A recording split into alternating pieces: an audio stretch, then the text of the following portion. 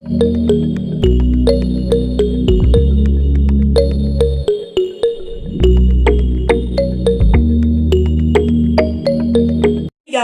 welcome back to my channel. Happy New Year, guys. Yeah, Happy New Year. So in today's video, we'll be making the almighty Tigernut drink.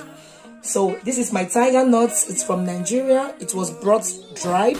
What I did was I soaked it in water overnight, cold water, so that it will be easy to blend. And here is my dates. I did the same to it.